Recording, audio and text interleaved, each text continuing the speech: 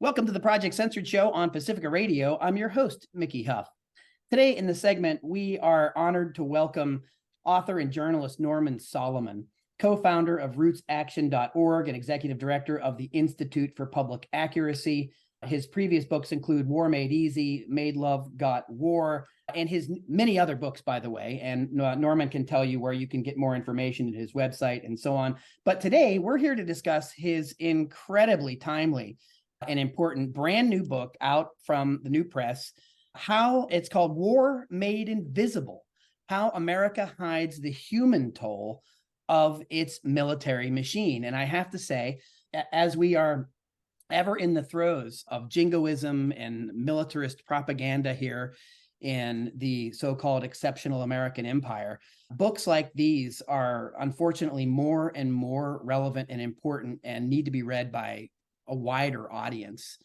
And I think Norman Solomon does a really great job in his latest book of laying out how we're able to continue a militaristic empire, how we're able to basically have this military machine running roughshod the world over. And a big part of it is lack of media coverage and a lack of awareness in the American public of the costs of war, which we're going to talk to Norman Solomon about, including the human toll of these wars. And Norman Solomon starts out the book with, I believe, a fantastic quote from Aldous Huxley that says, "The greatest triumphs of propaganda have been accomplished not by doing something, but by refraining from doing.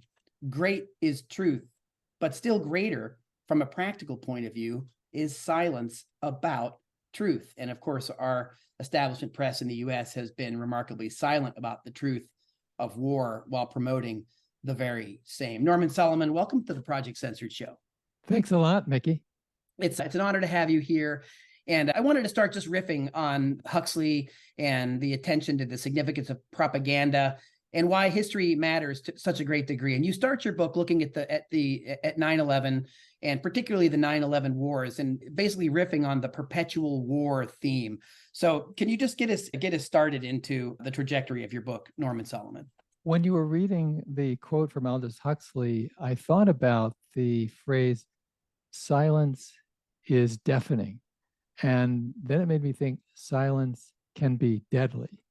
We know from the AIDS movement in the 1980s, the saying silence equals death. And I think that's very true in a time when ongoing war has been normalized and silence is akin to invisibility. And actually, at first, I was thinking to title this new book as sort of a sequel to War Made Easy, which came out, almost 20 years ago.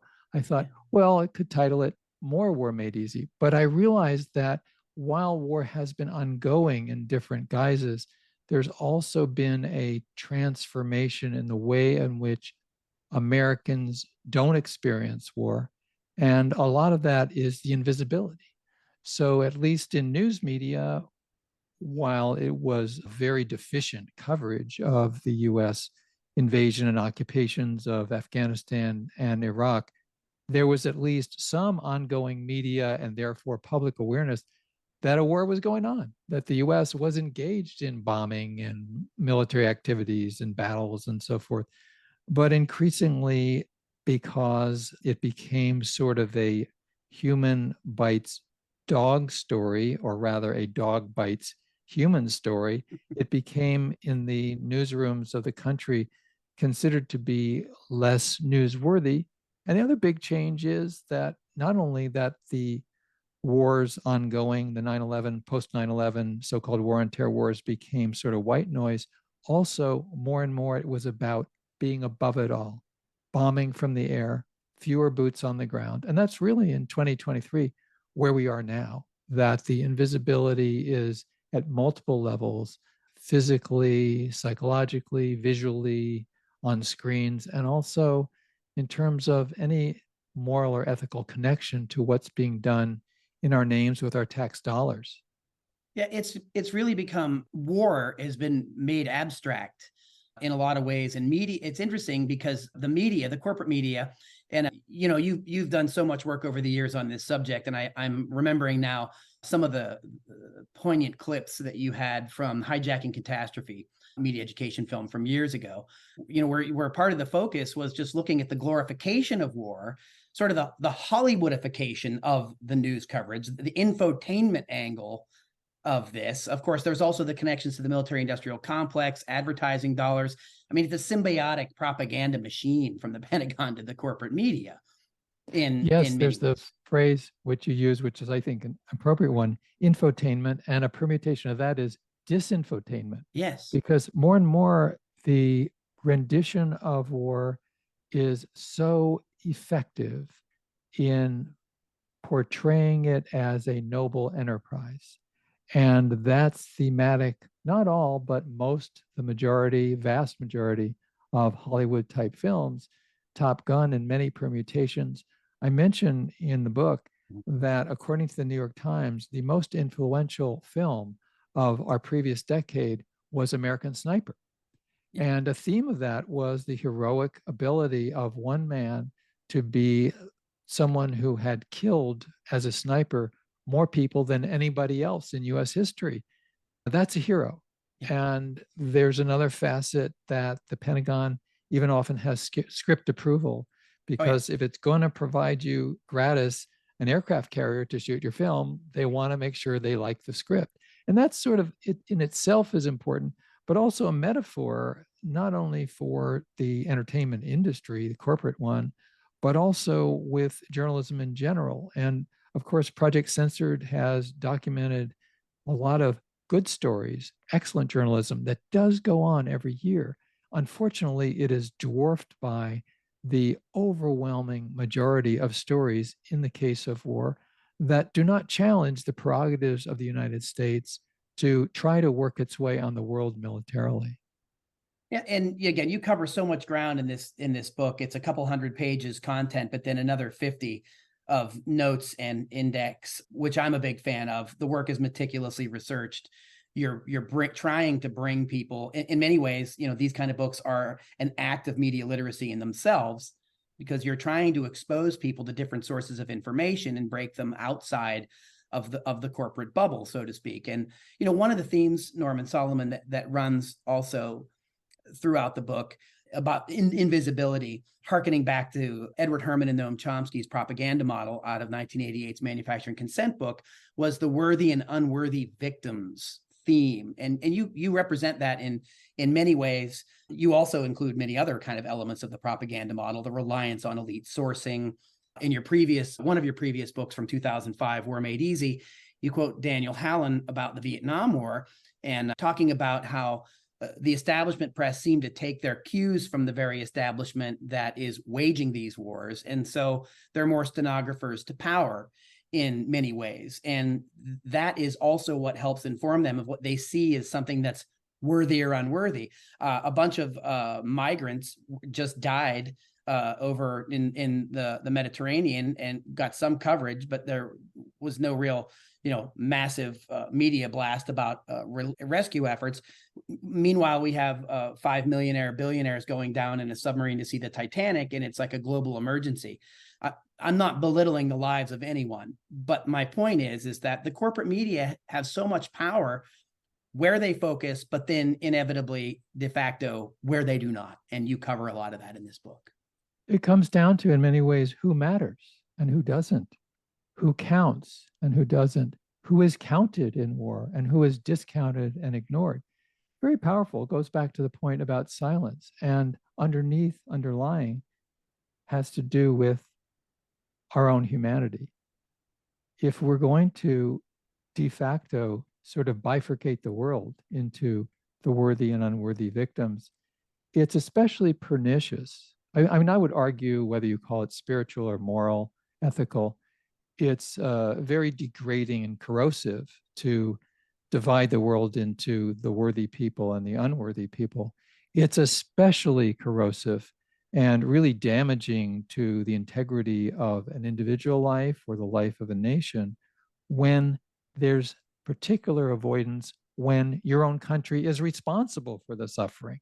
I mean, we can ask ourselves, when the United States is directly involved in causing suffering of civilians through warfare, whether it's the US is dropping the bombs or the US is supplying the weaponry, as Saudi Arabia has received so much weaponry from the US and slaughtering people in Yemen.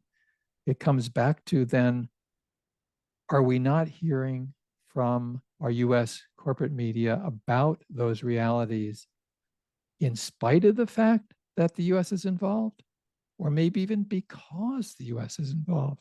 And this goes to the question of the relationships between major US media outlets and the US government. You know, Mickey, it's a truism that news media are supposed to be independent. We have the New York Times slogan, without fear or favor.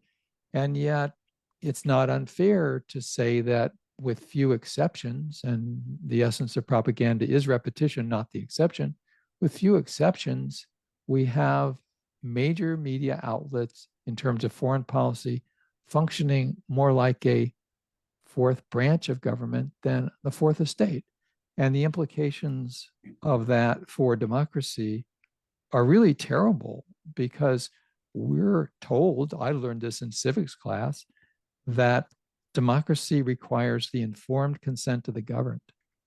What we're getting is the uninformed consent of the governed, and in some cases even worse. You know, there's that saying that it's not what you don't know that's a problem, it's what you know that just ain't so.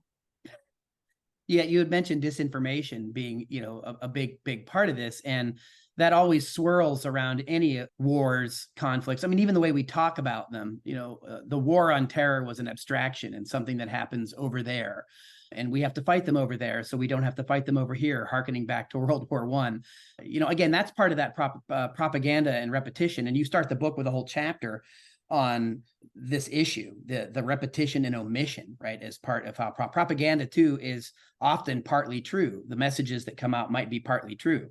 It's what's not being told. And as we mentioned moments ago, we don't necessarily hear about the victims. Later in the book, of course, you go into detail about the human costs of war, the financial costs of war. The media in this country don't cover those things very well, or at all.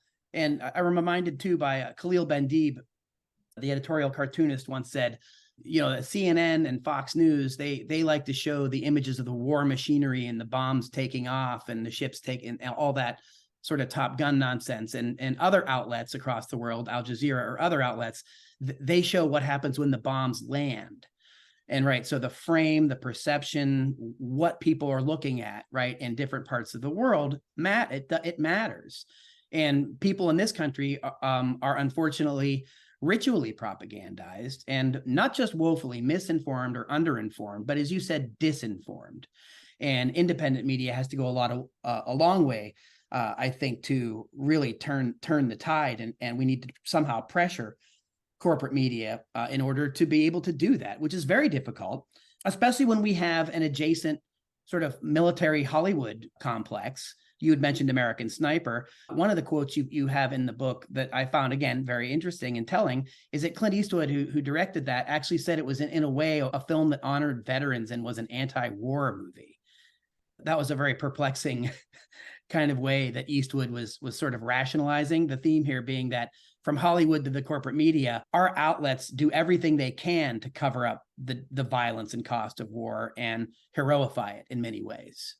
When you look over into the journalistic realm, as a practical matter, what is defined as professionalism is basically what flies, what works, what people are promoted for doing, what they succeed and become eminent in the journalistic profession and various media outlets.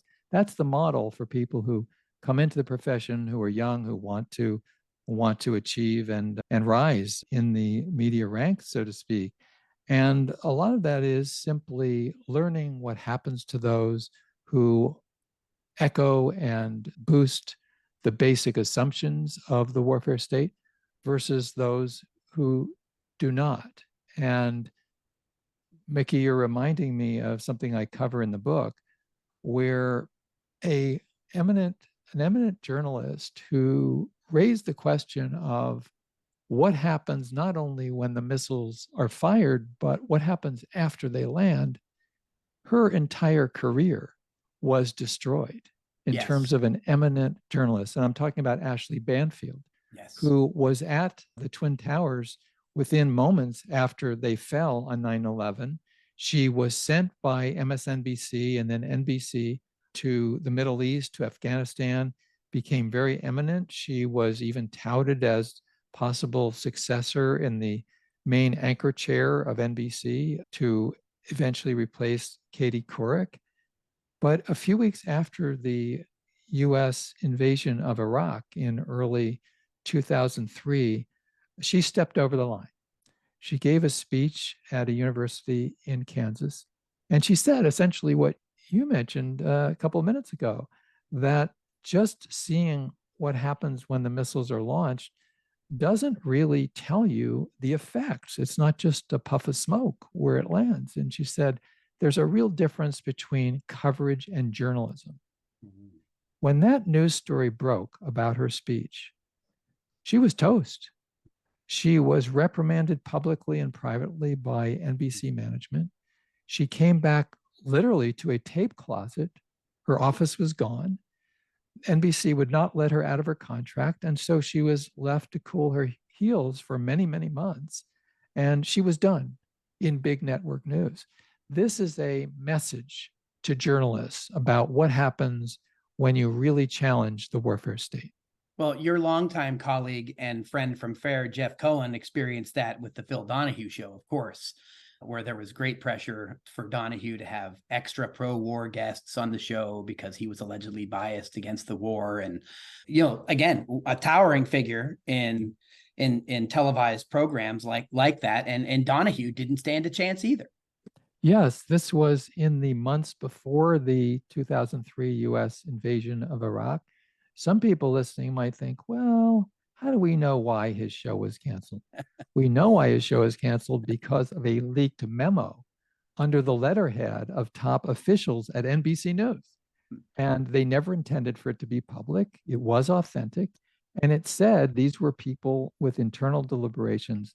They said, the US is ready to go to war. Our competition at Fox and CNN will be waving the flag. And yet we have Phil Donahue, who seems to, they said, delight in bringing anti-war guests onto his program night after night. Well, in point of fact, Phil Donahue's show did have anti-war guests, also had pro-war guests. That was too much for the network. Having an actual dialogue was too much. And so the show was canceled. It's remarkable. Welcome back to the Project Censored Show on Pacifica Radio. I'm your host, Mickey Huff. Today on the program, in this segment, we welcome author and independent journalist Norman Solomon. Norman is co-founder of rootsaction.org and the executive director of the Institute for Public Accuracy. His books include War Made Easy, Made Love, Got War, and his latest book that we're talking about today is War Made Invisible: How America Hides the Human Toll of Its Military Machine.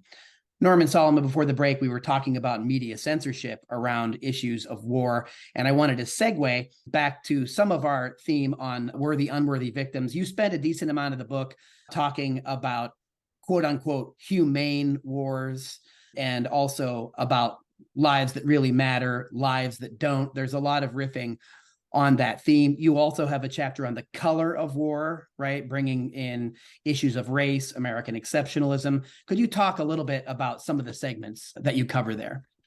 One of the themes that is sometimes explicit in US media has come to the fore is that US wars are increasingly humane. I talk about a book by Samuel Moyn that got a lot of attention, a Yale professor, and the title of the book was Humane. And the assertion was that that is what the US wars have come to, is humane characteristics. He praises drones as a very precise activity of attack and totally ignores how terrorizing, by all accounts, it is to have a drone overhead and at any moment it could strike and kill you.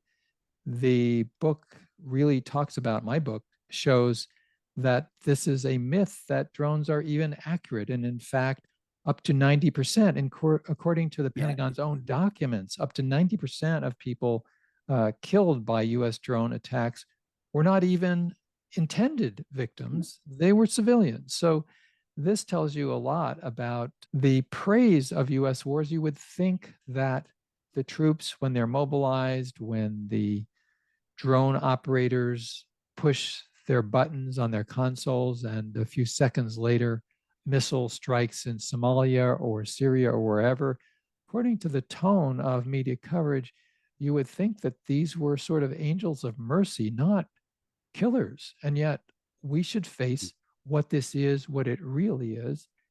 Another aspect that really did not strike me when I was first working on this book, and it's another reason why I think the title War Made Invisible is appropriate, has to do with the chapter that I titled Color of War. It really struck me that I can't remember any corporate media in the United States really going into the reality that the so-called war on terror has killed almost everybody on its victim list, people of color. And I tried to think of, is that really true? I mean, you go through the list of countries that the United States has attacked and been engaged in warfare in the last 2 decades plus. We've got Afghanistan, we have Iraq, Syria, Libya, Somalia, and you go down the list. It's all countries inhabited by people of color. And I think especially striking to me in the last few years is the reality that ever since the police officer murder of George Floyd in Minneapolis, we have had an ongoing, not sufficient, but improved ongoing national dialogue about structural racism, systemic racism. And yet that discourse, that examination, that scrutiny stopped at the water's edge. And Yes. somehow the realities of US foreign policy and structural systemic racism, they're just off the table. It's not even being talked about. It's hidden in plain sight. And one of the hopes I have for this book is this topic will be put on the national table. Yeah, I couldn't agree more, Norman Solomon. I have a whole segment in my Intro to Social Justice class on foreign policy and warfare because you just summed up the whole section. It's somehow that the analysis doesn't extend over to what's happening, quote, over there. It's been rendered invisible, right? Even though that it's an extraordinary extension of the same kind of policy that we were purportedly decrying here.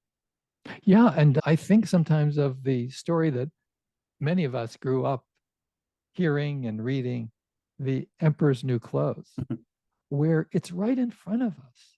And rather than that being a reason that it's talked about, it's such a hot wire, such a third rail topic that its reality, rather than being a reason to talk about it in mass media and politics of the United States, it's so combustible as an issue that we don't talk about it and we don't hear about it. No, Norman Solomon, we have a long history in the United States of attacking the very people who do want to talk about it. And you mentioned Daniel Hale in your book, who blew the whistle on the drone strikes, and we got to learn a lot more about people basically like video game style in Nevada or Utah, killing wedding parties, overseas, having this extraordinary disconnect. But when some of that reality started to hit home, instead of those people leaving their video game work base and sort of going to the barracks or their homes or whatever, some of those people started to develop a sense of conscience that what they were doing was very real and it was very visible to them. It's just being hidden from everyone else. It's part of the sanitization of war. And of course, as you wrote in previous books, the Pentagon learned a lot from Vietnam, meaning, forget the body counts. We don't do the body counts. We don't focus on that attention. We don't call attention to the death and the carnage. We have to control that narrative and face attention elsewhere. So when whistleblowers make this, whether it's Hale or, of course, whether it's Ed Snowden, Chelsea Manning, Julian Assange, who's been punished extraordinarily, rotting in the Belmarsh prison as we speak for the work he's done as a publisher and journalist over the years. Your longtime friend, the recently late, great Daniel Ellsberg, of course, 50 years ago in the Pentagon Papers, and talked about, he lived civil courage, and just exemplified it extraordinarily. And you certainly have proper places in your book where you clearly acknowledge the importance of these whistleblowers and the need to protect independent journalists and whistleblowers, because they're the ones that can make these things, as you said, hidden in plain sight. They can render them more visible to more people to have the debates and dialogues that you're saying we desperately need to have. It's been really moving to me to meet and work with a lot of the so-called national security whistleblowers, people who worked for the CIA, the National Security Agency, the FBI, and so forth. And when you think about it, in lots of lines of work and social environments, conformity can be very powerful. All the more so in these agencies where secrecy is a code that everybody's supposed to adhere to and so forth. I was really pleased to be able to put in the book the letter that Daniel Hale, the drone whistleblower, wrote for the judge as he was being sentenced. He's currently in prison. He got a approximately almost 4-year prison sentence for telling the truth, for providing documents to the Intercept media outlet showing, this is not an allegation, this is government documents showing that the US was killing way more civilians than the intended targets, the ostensible terrorists, in places like Pakistan and Afghanistan and so forth. Well, this is a moral indictment of US foreign policy in general and militarism overall. And yet, no good deed going unpunished, a really good deed being really punished. Yeah, it's extraordinary, that story. And you end your book with a really wonderful and compelling story where you were visiting Daniel Ellsberg, and something that also we see kind of written out of the obituaries of Daniel Ellsberg.